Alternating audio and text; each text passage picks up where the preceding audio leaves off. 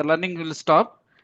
So today we are going to discuss next two sessions on how to manage our class in an effective way. We all manage our classes, but are we managing our class effectively? Are we reaching our students? On that basis, we are going to talk. And by the way, there is no theory part of it, only the practical experience and other what you call anecdotes where we are going to talk about it. So, a few of the sessions things we are going to discuss on the what you call basis of following things. So that's the organization of the talk today. So we start with the structuring. How to we'll have a delivery of our goods or so-called what you call we call them goods, but the lesson plan. Then how to manage and how to interact and what should be the focus of our classroom situation and how much we have to question. Then whether our students are really involved or not, and later what you call emotive and cognitive feedback. And if I by chance if you get some time later, so I'm going to talk a topic on teacher as a counselor. So how teacher can be a what you call counselor, apart from what you call the teaching curriculum learning, how he can be a good counselor to understand the students IK and accordingly manage them. So that's the idea. So before I start all those details, I have a sincere request for all of you who are listening there. Nothing to be taken personal. I might give some examples. Don't take it personally because sometimes we do tend to make mistakes. So try to what you call avoid them. That's the only idea to uh, highlight these things. So we start with the first one, like how to structure our what you call classes. Now, please understand, we are into the what you call we the digital technology is gone now. Now we are in the AI age or artificial intelligence age, machine learning, and our students are more into Chat GPT and all those things where students sometimes they think that teachers are not no more required, and this kind of concept we should remove from them. A teacher is an integral part of education system, and a teacher is must a case for a student. So this is where I'm going to talk because my past experience is there is a drastic change in the uh, behavior of the students over the years or decades. On a simple level, I'm asking you only, like when you were a student, the way you behaved with your teachers, I'm going to tell you openly, today's students are not doing the same way like how you have behaved with your teachers. So what is that change and how to bring them back to the main form? And my own personal experience, the student interest has been lost over the years. Their what you call attention and concentration is been decreasing just because they think that okay, since the technology is available, chat gpt gives ready what you call answers, ready assignments, so they think that okay, everything can be done by technology. Now this is where we have to stand firm because a day might come that a teacher word could be redundant in the future, because if everything is getting into the virtual classrooms and virtual styles, then we have a problem in the future, including me as teachers, because everything is getting into the what you call virtual level. So that's why let's get into all these things. Now, first of all, we are going to start with the structuring of our what you call uh, classes. So how to organize. So please understand, nowadays we are into, I don't know for I'm sorry for those are participating from other states, but in Karnataka there is a drastic change in the syllabi. So earlier we were in the annual system, then we switched over to the semester, then it came to CBCS, then CBCS becomes FCBS, then came NEP, and now we are back in SCP. So remember the changes which are happening, and accordingly we have to tune to it, because nowadays you cannot take as granted our students because they also read, so they also study. So that you cannot just go into class and just what you call just deliver something and come back. No, not possible.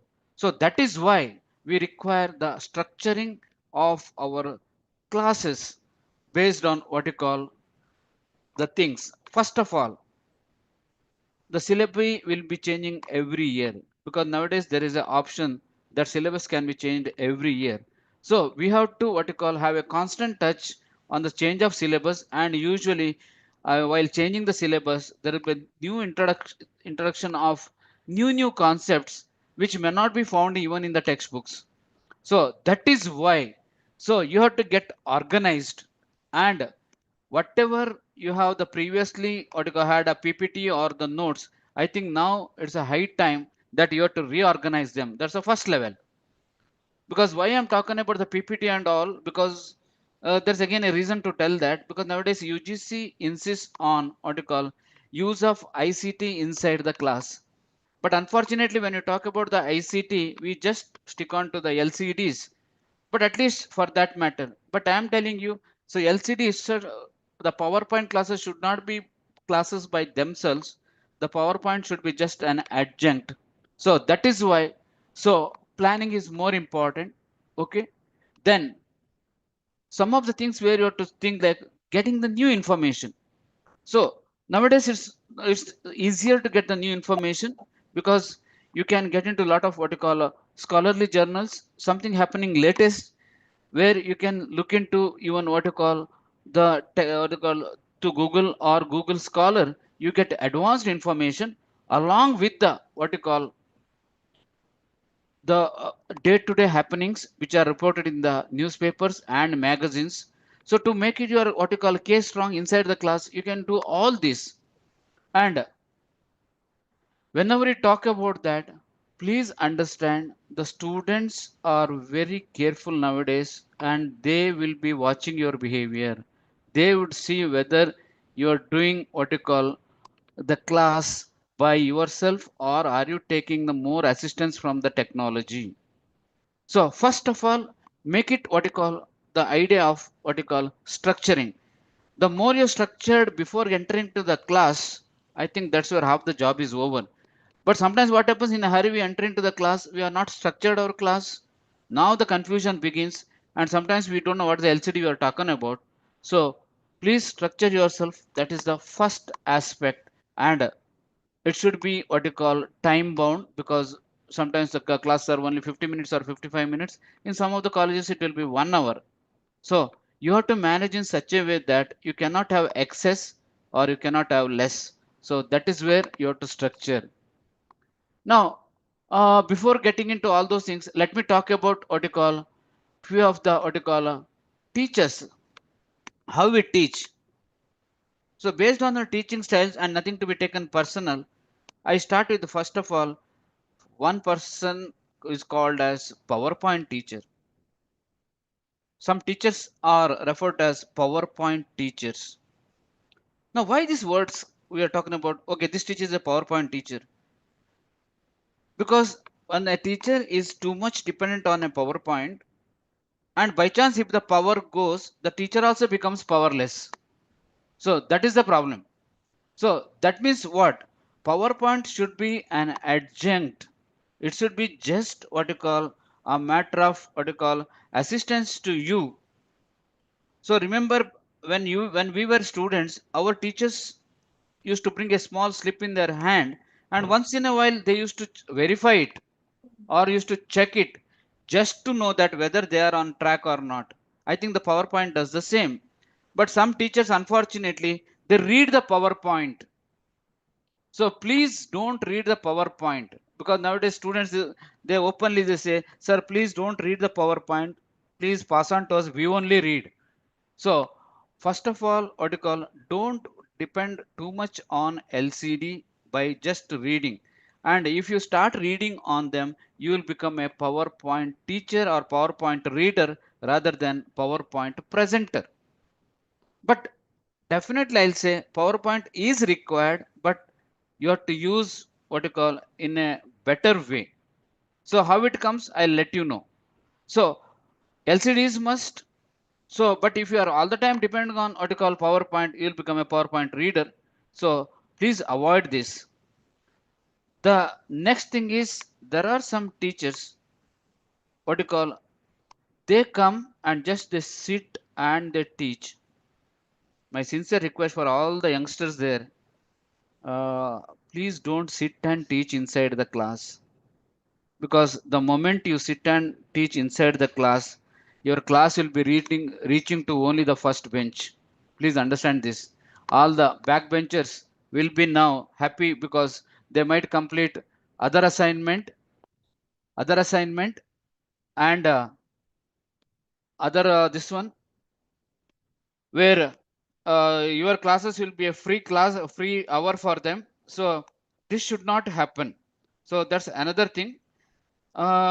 So as far as possible, you avoid what you call standing, avoid sitting inside the class and start standing and moving. That's also important. This is another type of teacher where next 1 hour they don't stand. So your class will be not effective. So standing as well as, and please don't stand at one place. Again, it brings boredom and tiredness for the students. Now what happens is the student might feel bored because you're standing at one place and teaching. Try to avoid this also. So there should be subtle movements, front and back, left and right. So now what happens? The students also what you call bit aware of it, because the moment you start moving left subtly, not very fast, so there will be what you call, they will be also bit attentive because they because they are under the scanner. So that means what, even the last bench student also can what you call is listening to your class. Otherwise what happens, they might ignore. So inside the class better you have what you call, don't stand at a fixed position. Okay, that's another thing. All these things, and there are few teachers what you call, they come and just they start the class, and next 1 hour without any break they just continuously what you call talk. This is also not good, because we have a principle in psychology. I think somebody is online, please mute yourself. Okay, so there are some teachers, they are very good teachers, but unfortunately once they come next 1 hour they don't stop. So 1 hour non-stop lecture would happen, but I'm sorry to say that your lecture will not be effective if you talk continuously for 1 hour, because it's psychologically and scientifically proved that you can hold the attention of a student not more than 20 to 21 minutes at a stretch. Not more than 20 to 21 minutes at a stretch. It might go in the first minute itself, the student attention. So you have to be very careful about that. So how you manage? So teaching with the breaks. Now this has got what you call lot of impact, because what happens is the moment you talk a topic for next 15 to 20 minutes, then give a break. Now the consolidation of memory traces begin. If you don't give a break, there is no consolidation of memory traces. So whatever you have said with the what you call with a great effort will be of no use. So the first thing is you start teaching, break your classes 1 hour class into at least 3 sessions or 3 segments, and during this break you can slightly come out of the subject and then give the latest examples, give some what you call make the moments lighter. So in psychology, we call it as a distraction period. Actually, it's not a seriously a distraction period. It's nothing but a consolidation period where whatever the student has listened to you now tries to what you call uh, comprehensively understand it, and in terms of memory traces.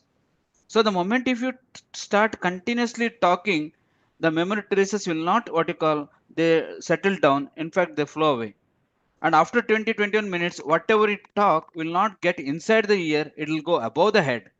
So you must have put your great effort, but the problem is it is not set well.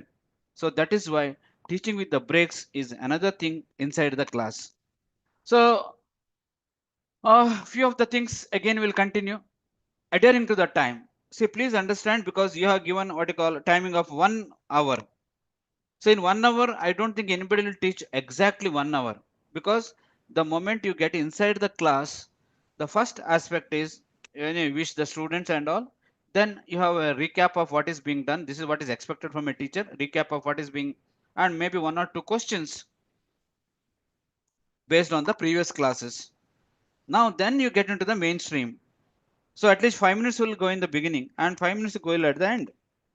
But remember, if you drag your classes, unless it's what you call fixed prior this one, then there is no problem. But the students have to go to the other classes also. The first thing is adhering to the time is most important. If you are taking special classes on weekends or holidays or on Sundays, then it's not a problem because you have a control over it. But otherwise, if you are taking class 1 hour to 1 hour 15 minutes, remember another teacher is waiting for in another room, and the students will lose that content. So adhere to the time, and if at all you are extending the class, please take a permission from the other teacher so that you are sending them late so that you'll be waiting. So that's the idea. So adhere to the time. Then giving explanation is another important thing. So sometimes what happens, we just what you call give the title and this is it. You study about it. Now remember, a student comes with a lot of expectation from a teacher. That's why it's called as a student. So when a student comes with a lot of expectation, he requires a lot of explanation because this is based on the type of students we encounter, which will be the what you call later we are discussing. What are the what you call types of the students we encounter in our classroom? That we'll discuss next. But the explanation is very important because sometimes what happens, we skip and we do it very fast. This is not a good idea because if we don't understand the concept and if we are not able to explain it, how our students are going to what you call understand it? Once the student doesn't understand the concept which you are told, he finds it difficult, and later it could be a boring class. Please understand. So that is why your explanation should be very precise. The way you explain should be like you are bringing that picture in front of them. So it depends on the subject how we are going about. Then provide enough examples. That is more important. Whenever you tell something or give a conceptual background, please provide some examples which are of recent origin. Don't go to 40s, 50s, or 60s, or 70s, or 80s because the students are not even aware of them. So, if you give update with them current examples, that immediately catches their attention, and we call it as a associative learning. So because of the examples, the subject or the student, we can remember what you call the content which you have explained because of the example. It's not other way. Because of the content, they are remembering example. No, because of the example, they might remember. So that is why substantiate your teaching what you call plan even with the good examples. Then another important thing is using simple language. This has got a lot of impact. Why? Because Correct. when we talk about the simple language, why? Because please understand the student's level of understanding. Please understand because sometimes what happens, we think that we are what you call we are having a very, very good language expertise. We are pandits. We are having what you call very good vocabulary. We are the masters of a language. Yes, you are. But the problem is understand the student level because even I don't know how many of you know today's newspapers are meant for fourth or fifth standard what you call English level. Today's newspapers or at the maximum sixth level, sixth standard. That only we find it difficult to understand. So your language should be very simple. Don't use jargons. That is more important. The moment you start use the jargons, moment you use complicated word, and if it is necessary, please make it simple by giving what you call real meaning of it.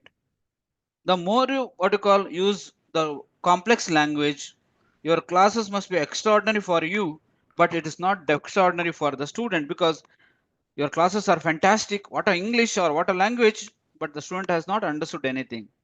So get down to the student level of understanding of language. That's where you can reach our what you call the students. So the more you get down to the level of students, their understanding level, and that will be reaching very fast. So that is why what you call use a simple language. Then comes teaching with the breaks. I already explained why it is and all. So you teach with the breaks. So automatically we have what you call more understanding or things would come. Then make the session live. There are some teachers say this subject is boring, this unit is boring. No, every subject is interesting, every subject is what you call fascinating. There's nothing like a single subject or unit is boring. It is in our hands to make it live or boring. So make the session live. So how to make this session live? As I said, use all your techniques, examples, LCD usage, and audio visual techniques. Definitely you can make your session live. People should wait for your class. That's where there's a good teaching, what you call, lies. People should be expecting your class. They should say, okay, sir, can we continue your class? All these things should happen. So how the things would come? By making the session live. For that, you should be more cheerful. That means what? You have to avoid what you call all the your personal issues and then get inside the class. The moment you have got some personal issues or official issues in your mind, you cannot deliver good class. Then the other part is use of audio visual aids. Now, as I said, LCD is there. Sometimes LCD is very handy for us, very useful for us. Why? Because few of the things where we want to what you call explain, the LCD can your make job easier. And I should tell again the memory part. Usually we talk about three types of memory. One is audio memory, another one is a still memory, another one is a motion memory. So of the three, audio, then visual, then motion memory. So audio is what we speak, then visual is what you show a picture, and motion is if you show video. Now these three things are very important. We say it's technically proved or scientifically proved that audio memory is very weak. What we directly tell inside the class without any audiovisual aids is not much effective. It could be more effective if you use some pictorial representation.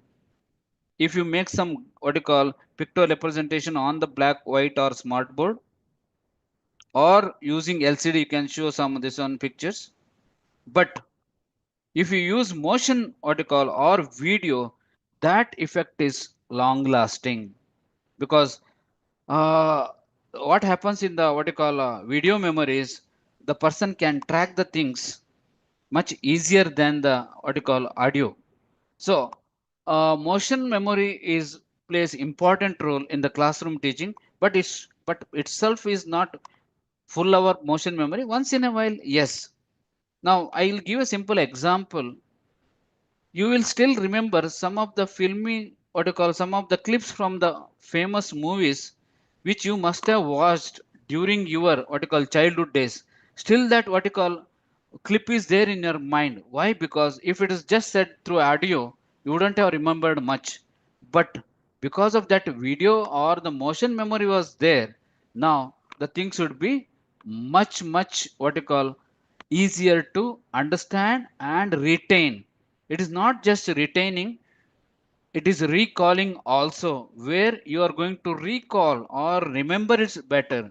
So three things: audio weak, visual better, and what you call the motion memory or the video memory is the best. So try to inculcate what you call type of things based on what you call your what you call facilities which are available in your college. Sometimes video may not be available or LCD may not be available, but definitely you can show pictures, you can draw pictures. This has got impact than just audio memory. That doesn't mean that audio memory is what you call not required. Yes, audio is required, but while remembering the idea is because ultimately we want to make our students what you call to learn better, understand better, and get good grades. So that's the idea.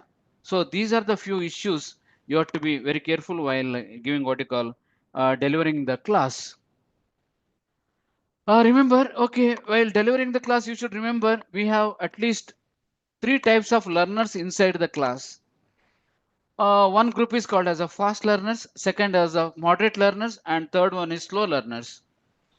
And my question is, fast learners, they don't require much of what you call help from your side, where they can learn by themselves. Okay. and one time listening to them or one teaching for them is more than enough to reproduce. Whereas the moderate learners require some kind of help from your side, whereas slow learners, they're completely dependent on you.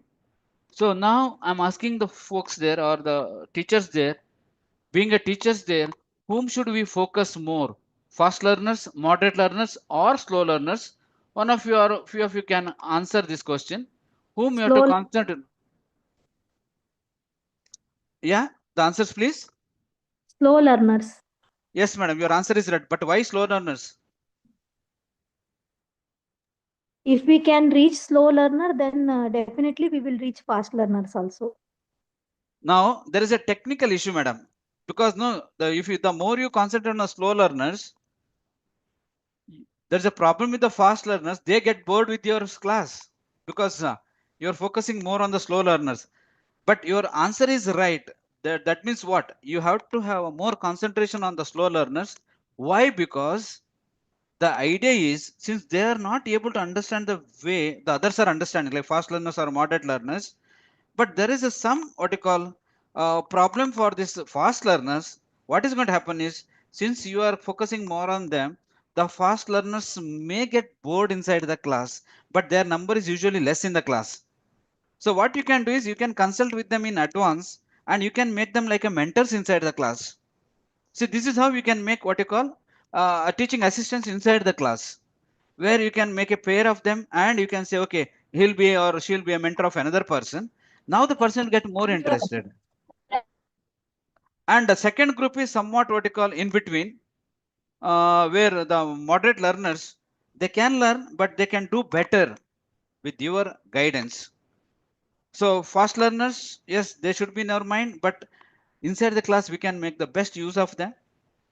And moderate learners, the idea here is what you call they require partly your guidance, but slow learners definitely they are completely dependent on you. For them, the thing is even to get 35 marks is difficult in a serious way. So that is why they are more dependent on you. So focus more on slow learners, as someone said. Exactly, yes. If you focus on more slow learners, definitely, yes, it will reach fast learners and moderate learners. But what are their features? So this is where I'm going to talk about the mentorship. Usually now it's advocated in what you call NEP and all, SCP and all. So even the mentorship can be advocated, and definitely the slow learner can be what you call facilitated and improved by your mentorship, and you can get the what you call the feedback then and there. Again, we'll go to the what you call how you have to manage what you call communication inside the class and how do you manage.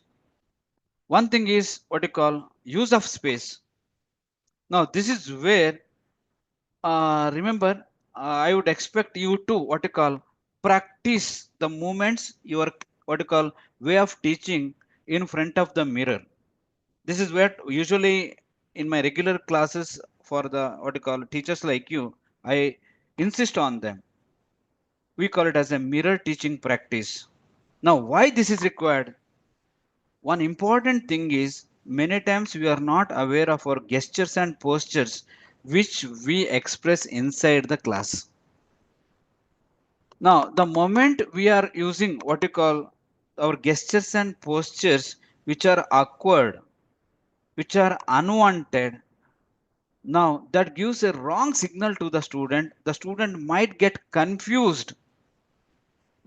Might get confused. We are telling something orally and our body language is giving something very different meaning. The student might have a problem there. So the idea is practice. Now, while practicing, please understand without any hesitation. If you have got enough practice, right? Without any hesitation, you practice in front of the mirror minutes together. The more you practice, the more you get the confidence. And in front of the mirror, you get a mirror image where you are seeing yourself and you are listening to your own class. Now you understand. Can you understand what is being told? That's one way where we are going to talk about the mirror teaching process or mirror practicing. Sorry, mirror not practicing in front of the mirror.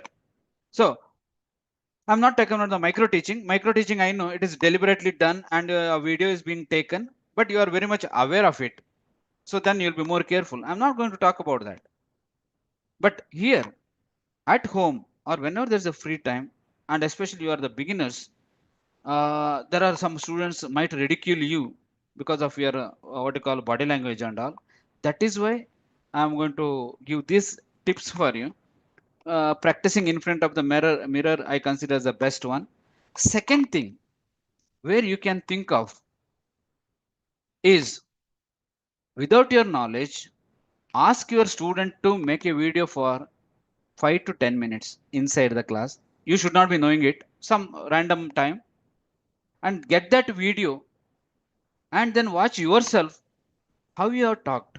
Don't feel bad. This to just to improve yourself. Why I have to check myself? No, definitely you can have an experiment over this. So your video not deliberately done without your knowledge, the video is being taken inside the class. Ask one of the students whom you can trust, but you will not be knowing that, okay, where is it, what time it is being taken. Now this video, go take it back and go home and check, see whether it is making any sense. Sometimes we wonder what we talked inside the class is not making sense to us only. Can it make sense to the students? And see all your what you call, how you used your what you call body language, and how you what you call used what you call space. Were you stuck on to one a single point, or were you repeating the same thing again and again? Now this is where you can get lot of insight on your own class.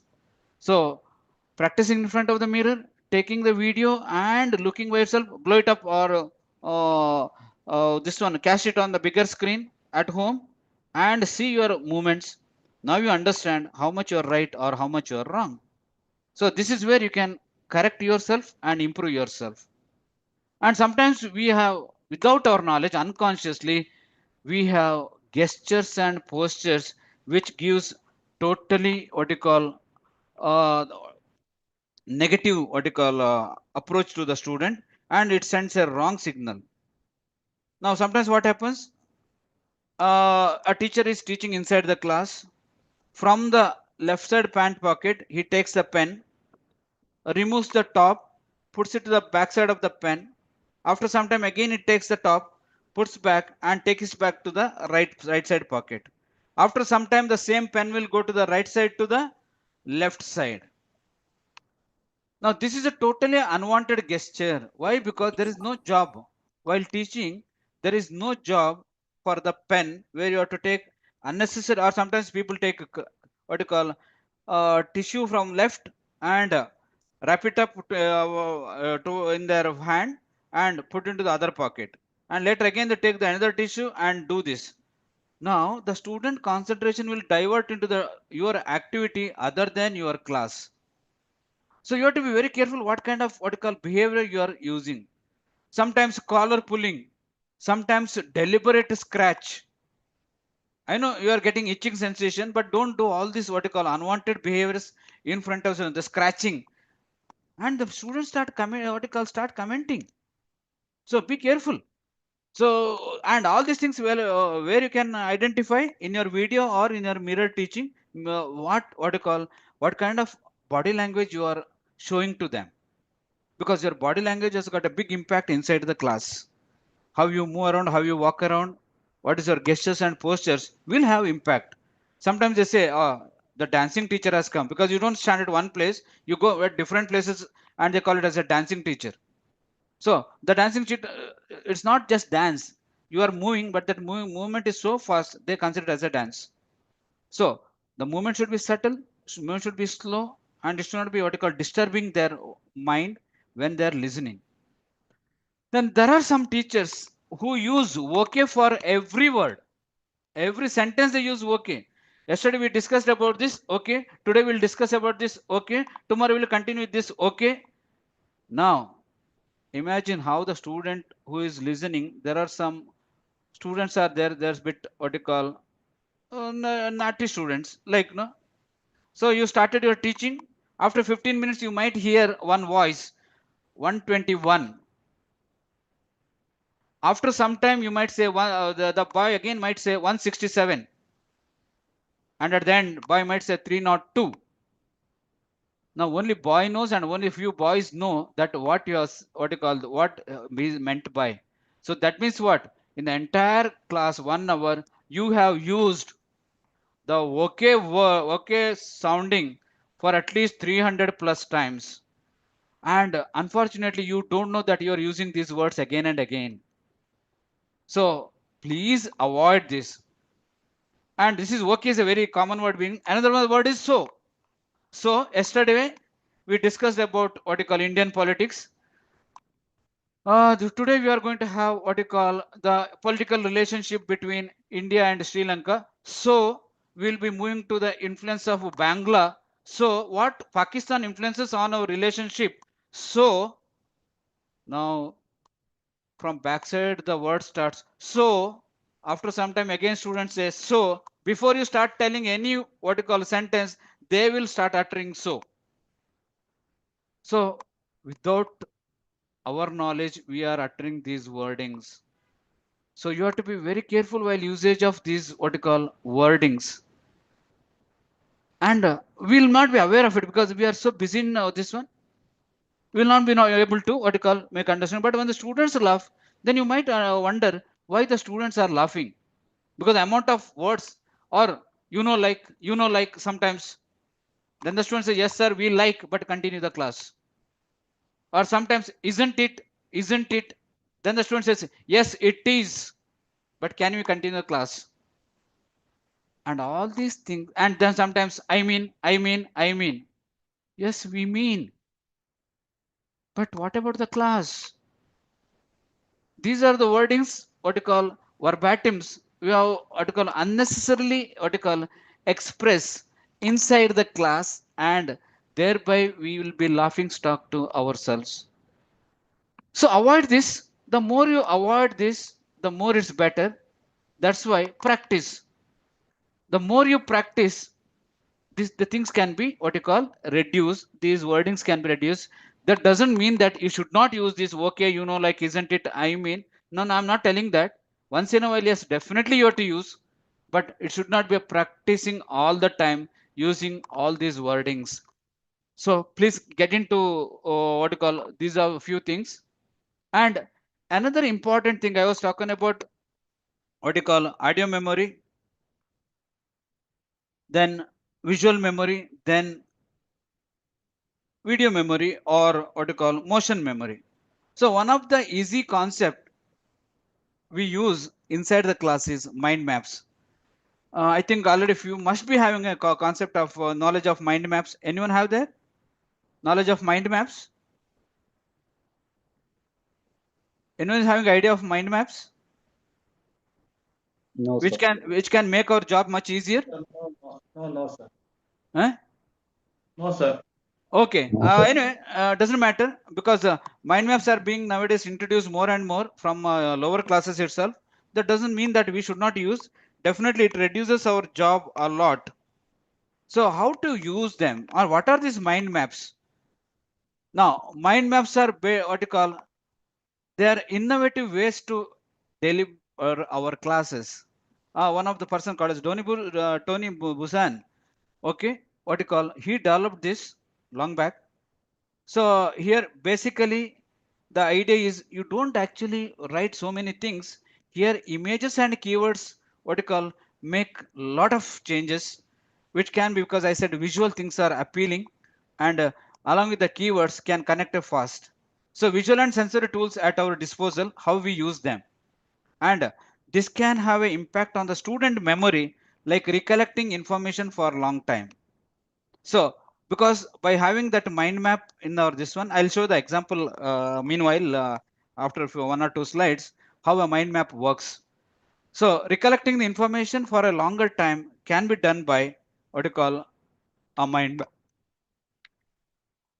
So when I this one, as I said, a mind map is a pictorial representation of too many concepts in a single issue, and those things are in a what you call map along with the what you call keywords, and it can connect very fast, and this might further lead to creating new ideas, and connecting to one aspect to the other aspect, making the concept for the student to understand very easily. So that's the idea behind the mind map concept. So what are the benefits? Definitely you can use this. Okay. So it is like you can brainstorm and explore any idea. It could be a concept or it could be a problem. So by this, then I think I'll show a mind map. Then I'll come back to this, the benefits. Then I think you can understand better. See, this is what you call, you are seeing a mind map for saving environment. You believe it or not, having this much of concept in a single picture, one can write 3 to 4 pages of notes, isn't it? Isn't it? Can anyone explain what all you are seeing then, and what about the what you call the concept is being talked about? I think it's related to Earth, sir. Yeah, Earth, and furthermore, sir, because it's not just Earth, we are talking about so many things in a single So what the you call major picture. concept would be Earth here. From that, other things are driven. So because we have a big problem, what you call, with the what you call pollution, Yeah. with the global warming, with the what you call, there are a lot of things are there, and deforestation. Okay, for this one. Now, how to save our environment? The buzzword today, because we say save environment. Looking at this picture, this is one of the mind map for save environment. I am telling you why a student can write 3 to 4 pages of notes very easily. See, this is the benefit. For example, see, in the center itself, it's called as globe. How we can save the globe? Now, what happens exactly? See, the temperature is increasing. One part. So we have to reduce the temperature. That's where the glaciers are melting. See how the connection comes. Once the glaciers are melting, we are over flooded. Flooding is there is a over flooding. Glaciers are melting, which is more dangerous. And because of this one, ozone layer is drying up. And because of that, UV rays are what you call getting into our body, and we are suffering from skin diseases. See, just from one picture. Then plant trees so that what you call more oxygen can be released and more carbon dioxide can be absorbed. I'm just telling few things in one or two pictures. Go to the lower side. How to maintain that? Recycling, reduce, reuse. You can have one paragraph for each one. Then go to the other side. Avoid use of what you call fuels. So rather than what you call use bicycles, and these bicycles can what you call, by using the bicycles there are multiple benefits. One is you are reducing the global warming, you are what you call saving the fuel for the future, much more than the health benefits, where because of the things where you are using a bicycle. Now imagine and go to the other side, how to save our power or electricity. Now, this is the only one mind map where gives a lot of ideas. So if you are good in what you call such creativity, for each subject, you can develop such mind maps. And these mind maps definitely, I'm sure, that can catch the attention of the student very fast. Anyway, those two, what you call, those who want this PPT, anyway, Nanjan Swami sir will definitely will put you there. Okay, he'll send all the PPTs to you. So think of this where using your, and your job will be less while teaching, because most of them are self-explanatory. You have to just give what you call the clues which you can add more nowadays, because you can add e-waste, you can use so many other things where you can add, and thereby how to save our environment for the next forthcoming generations. So this is where you can use the mind maps. Now you go back, what you call, what are the what you call benefits? See, now as I said, it helps the students for brainstorming and exploring any idea, concept or a problem. I just gave one example. Then it can give a lot of understanding between the relationship between the concepts. What happens if the global warming leads to what you call a lot of other things, a connection comes, and ideas and concepts. And what happens to avoid. Now remember, the one of the best example, when vehicles were not moved during Corona time, the ozone layer started refilling. The pollution was less because it was a very good move, because so many vehicles stopped moving because there was no what you call air pollution, because they hardly used any fuel those days during Corona, and the environment got better. But again, what happened now after post Corona? Again, we are into back into same thing. So this is where we can teach better. And having these mind maps, it's easy to communicate new ideas and thought processes. You can easily communicate new ideas.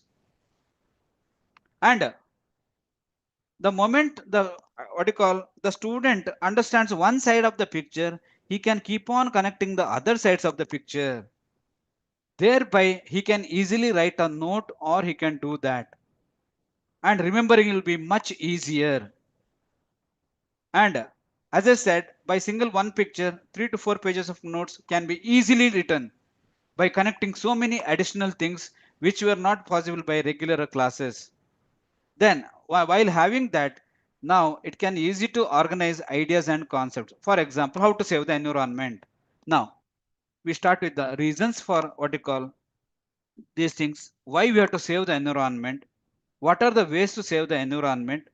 Now, a sequential ways to come, organizing ideas and concepts can be much easier, and ultimately we conclude why we have to save environment. It is not only for us, because there are lot more generations to come in the future. For them also, this world is required, this globe is required, and they have to also live in this world without any mask or without any oxygen cylinder.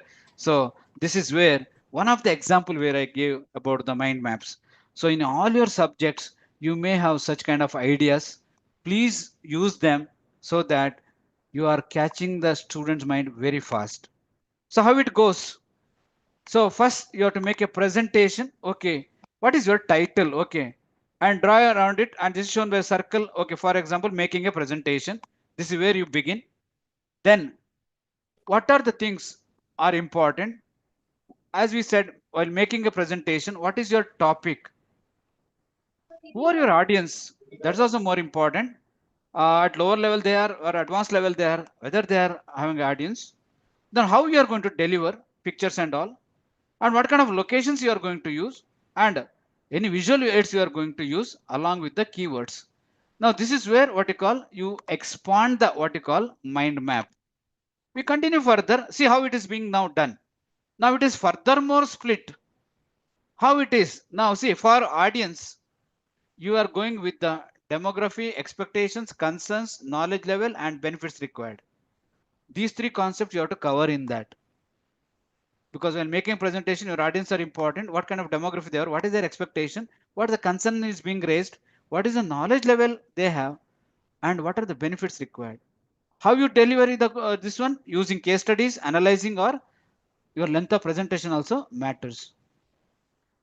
What is the location part of it? Is it a support technology or refreshment or the size of the room? That's also more important. Visual aids, handouts, videos, slides, and graphics. But mostly here graphics. And the presentation topic, whether it's overall, what you call overall topic, or do you structure it? So how the things are being split. And remember, while writing also, the student will split like this only, so that the writing part will be easier. So what's going to happen? The information will get into the subheadings or individual facts. Okay. And they are linked to the what you call different subtopics. So this is where you are making a presentation better. See, furthermore, when I said audience and this one, how long until the cost part of it also you have to think about it. Then delivery, we don't have to bother this one. But here, when it comes to the what you call other parts, you can see each one, especially the presentation topic when you come, how you introduce, how you figure it out, whether it's for new people, and lastly, how do you conclude? And after having all that, you end up a picture like this. So this is where a mind map can be used. But only one thing is you have to think a lot before you start making a mind map. You have to use a lot of creativity, because you cannot get inside the class and ask the students, or now you cannot draw the mind map inside the classroom because it takes a lot of time. But you can give this as an assignment for student who are interested, because usually we have IA marks for assignment as well as tests. So you can give those who are interested, they can develop their own what you call mind maps, which can be utilized in a greater depth in your class in the future also. You can keep on adding. That's the more, it's like algorithm. The more you add, the more it's meaningful. You can keep on adding. So the more you add, more it's meaningful, but it should be connected to each other. That is more important. Don't put disconnected things, because then again the student has a what you call confusion over it. So this is quite interesting, because I have experimented in our subject in psychology, and it was a great impact for the students. So then I thought, why not for other things also? So we have started slowly what you call mind mapping other things also. So that's the idea. So use mind maps as much as possible as one of the strategies. I'm not telling that this should be the final strategy. No, one of the strategies, because students also require some kind of change in their classroom. So this could be one of the changes you can bring about among them. Then the next part, the focus part. So your academic support is very important, because whatever is being said and done, nothing can match what you call, though technology be there, video classes are there, nothing can match one-to-one classroom where you are delivering a talk and others are listening and interacting. So this will really help students to succeed academically, because in video classes or this one or online classes, there's less of explanation, because there are a few things you cannot even what you call demo in the online classes, but inside what you call, if it's an offline class, I think the interaction would be much better. And there's another problem. What is that problem is, the students are may not be interested. Some people may be just be online and just maybe casually listening. We say passive listening. It's not active listening. It's of no use. And sometimes what happens, what you call, as a teacher, you should identify at-risk students. At-risk students means what? Students who are not what you call half interested or not interested, or they are diverted. So this is where we have also, because my personal observation is, as I said in the beginning, the concentration part or attention part of the students are decreasing day by day.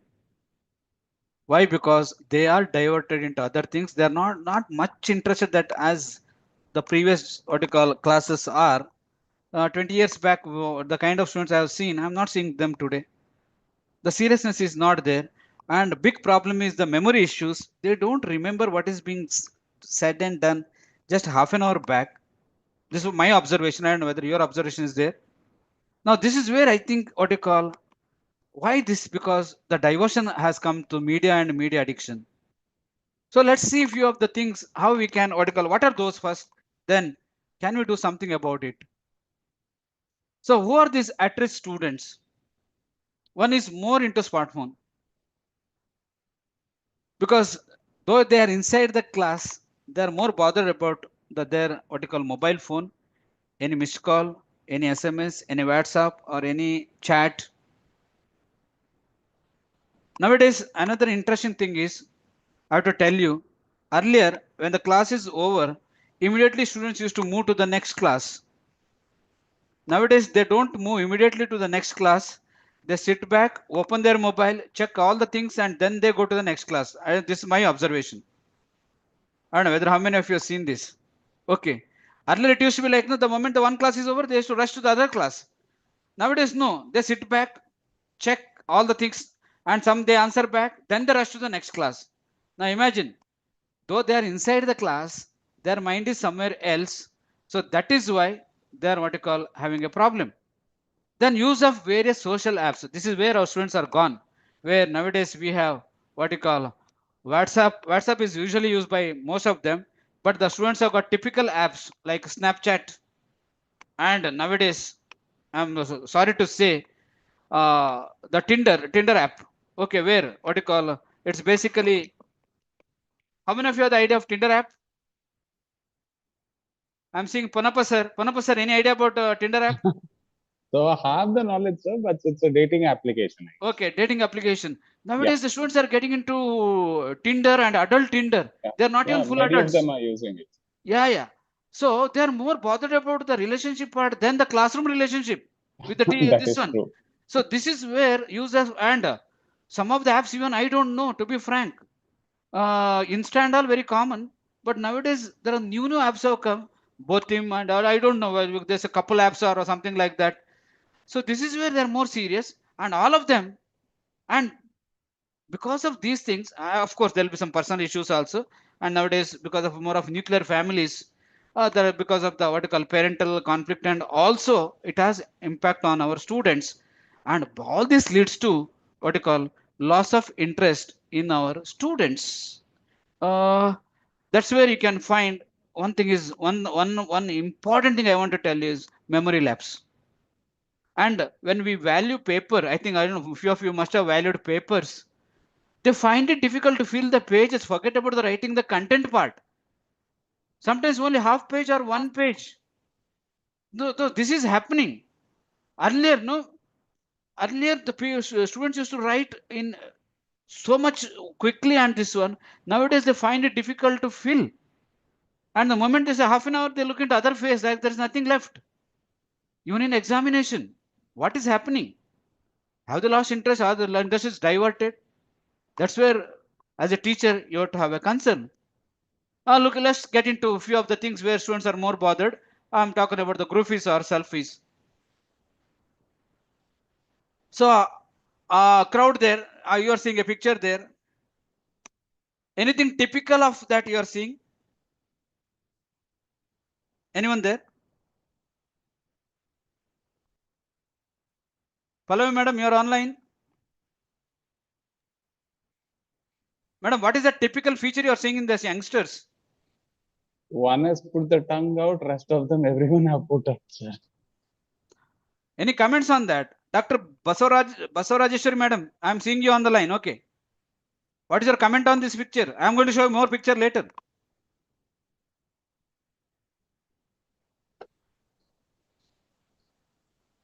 Questions are not in decent manner, sir. Okay. Okay. It's a Ahmad, sir. Okay. It's a not decent manner. Okay. Any more comments? Pallavi madam? Just following each other. Just following each other. Okay. Basavarajeshwari madam?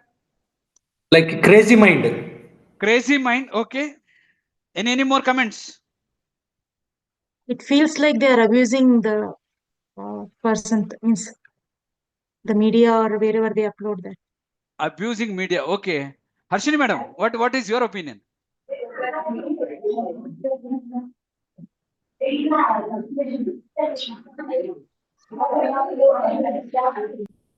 Harshini madam, unmute yourself.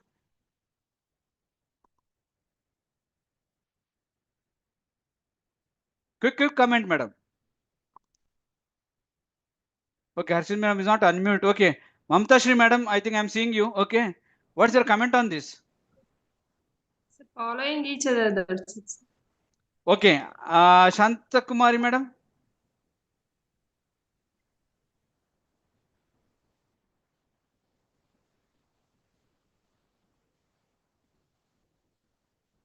No comments, madam. Okay, Dr. Nagaratnam KS. Madam, your comments unmute. Following each other, sir.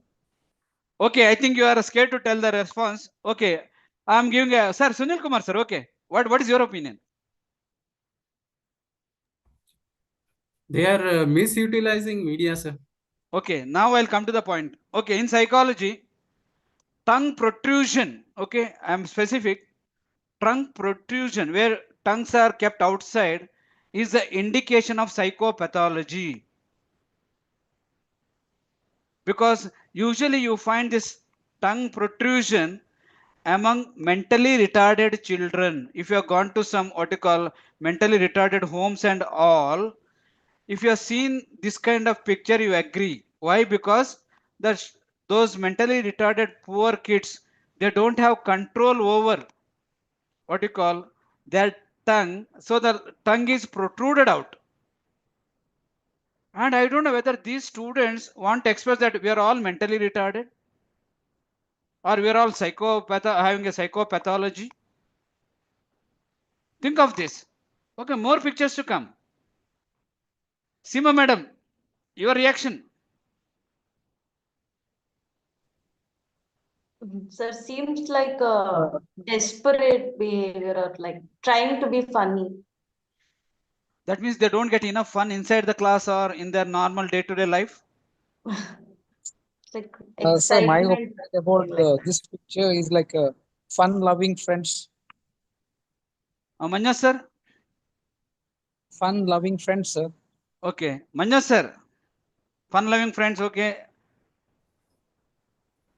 Yes, sir. It is also like a psychopathology, as you told. Psychopathology. Rekha madam, Rekha UN. They are looking like enjoying, sir. They're enjoying, huh? And each other. Okay. Now remember, again, if you critically analyze, for me, this looks like a horror movie.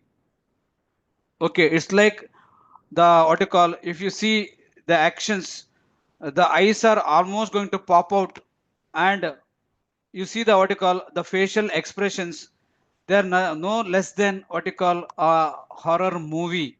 And I don't know with whom they want to generate this horror, want to show this horror, though it looks like what you call they want to show off something, but see the features.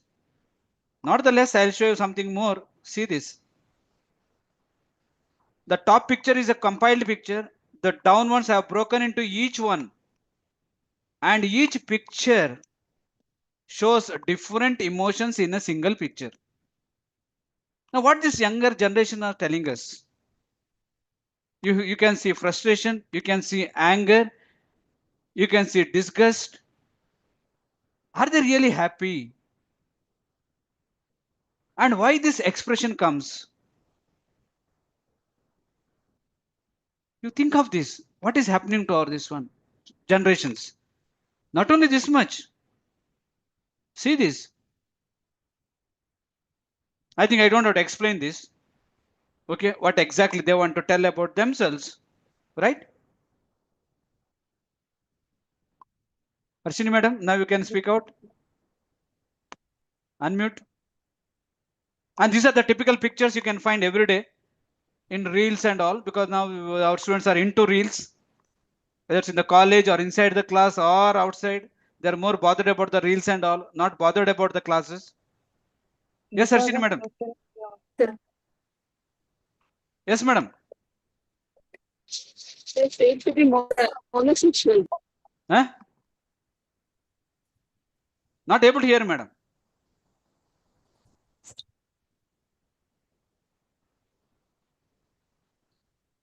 Sir, is there to catch attention? I'll come to that. Okay. Shweta Acharya, madam, what is your opinion? Expressing their feeling happy, their psychological inside feelings. Dr. Umesh, what is your opinion? Umesh sir, Umesh NH.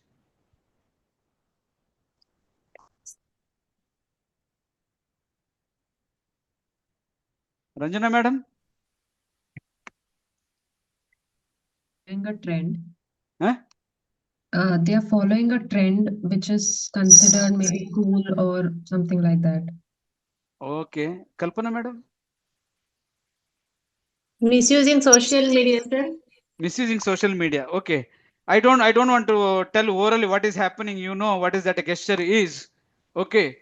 So, but where this our generation is heading, and such students, how to bring back them to the class, that's another thing. See this. Somebody's hand in somebody's pocket. And our students are more what you call interested in doing these things than attending the classes. Where the problem lies, whether we are not able to correct them, where we are not able to what you call attract them enough to the class, where something is more attractive outside than inside the class.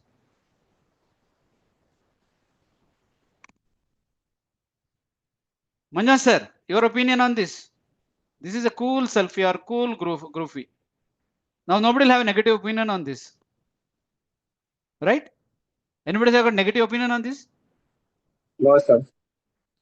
So now get back to this. Why the students are what you call is like this. So one of the recent finding and the explanation given by American Psychiatric Association, selfie is a mental disorder. So the more we take selfies and next upload immediately to the Insta or any related or Facebook, are we showing that we are having a mental disorder? Sangeeta madam, I'm seeing you. Okay, what is your opinion? You are from Karnataka or outside Karnataka? No, I'm from Karnataka, sir. Okay. So, according to my opinion, taking selfie and posting it immediately on social media platforms is basically for seeking attention, sir. Maybe for the number of likes or the kind of comments will put the person at a mental state of ease, I guess. So that's what I feel is according to my opinion. That's uh, that's one thing that I feel about the selfie thing. Or generally, if we see that we take a selfie just for one, maybe it is selfies that are taken randomly to check out with different angles and everything, and then put it out on social media and gain comments and likes.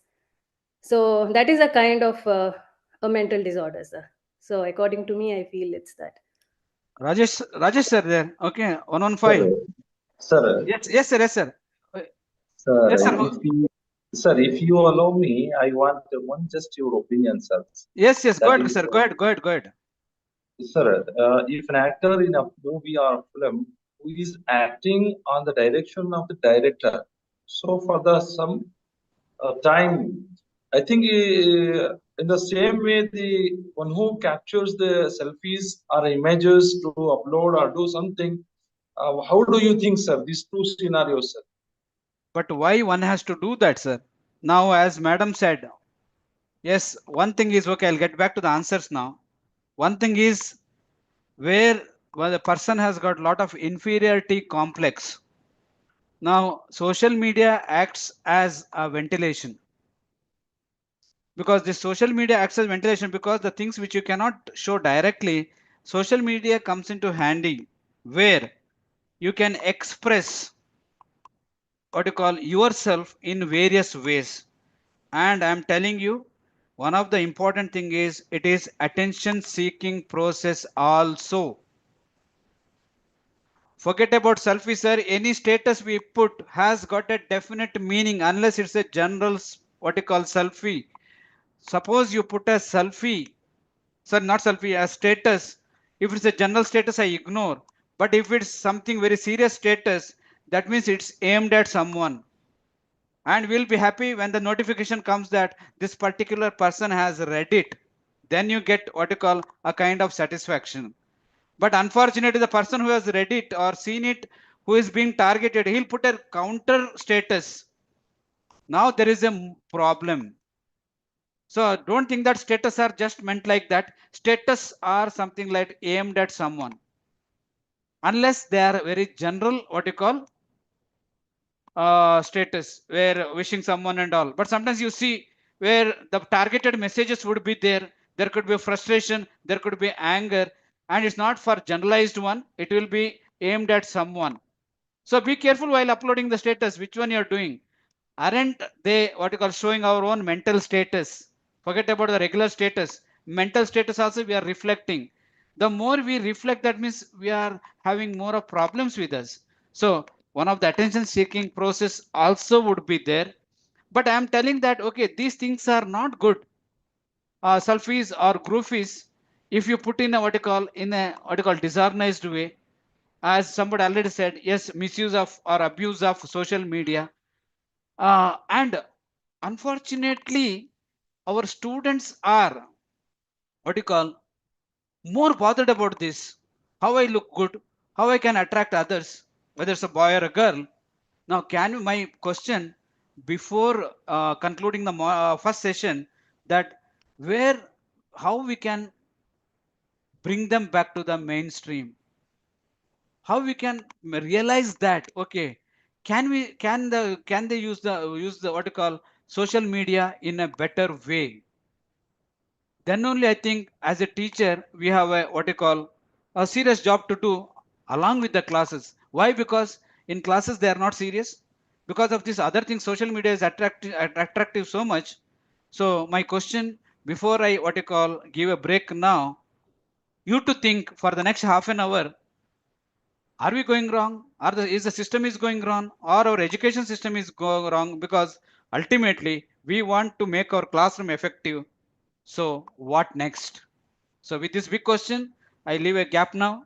So we'll sharp at 3:45 we rejoin. Thank you for morning listening. And I know you have questions. We'll have in the last what you call after the second session we'll have a combined lecture what you call